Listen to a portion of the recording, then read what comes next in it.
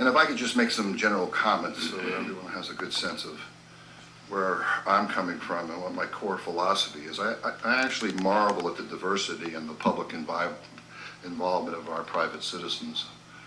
And I especially enjoyed the presentations by the Council on Aging and by the Cultural Arts, Mr. McDaniel, and the Mayor and Mary Marks.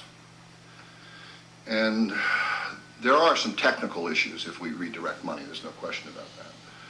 And making certain that any redirection of money complies with the bonding requirements. And I've had conversations with our bond counsel. And if this is something we want to consider, we would, I think, table some discussions until we could get verification from staff and from bond counsel whether or not the redirection of some funds is permissible under the bond proceeds. And my overriding philosophy here is I want to empower and I want to support organizations that do things in the community. And they provide services and they provide opportunities which are very broad. And the thing that I like about that is that the two presentations this morning really speak to public-private partnerships, and they've raised other money from other sources, and the county is participating with them in reaching their goals. And the ongoing cost to the public and to the public taxpayer is minimal.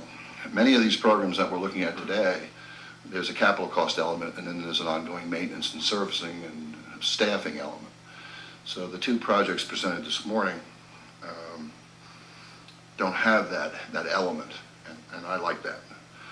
I also believe in a very broad definition of recreation. I think recreation includes the arts and culture and music, and I think it includes the senior citizens, and I have been around the county promoting that. And I'm hopeful in this budget cycle that we will look at this recreation definition in a broader perspective and give us the opportunity to redirect some money towards these endeavors.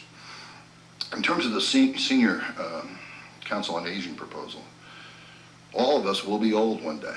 It is the only common denominator that all of us have throughout the entire county. And these senior citizens, they pay taxes, but they don't use our schools, and they pay taxes, they don't use our roads very much. And I believe we need to honor these people because it's their collective successes and failures that really have created this county today. So I, for one, will do everything I can to support the Council on Aging, and hopefully this board will see that the $3 million is very well spent.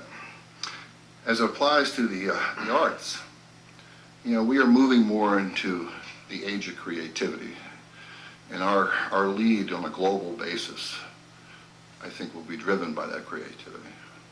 And as was pointed out in the presentation, there's ample documentation to show that an early involvement in music and arts has significant impact on math scores and SAT scores and on crime rates, all of which are clearly in the best interest of our citizens.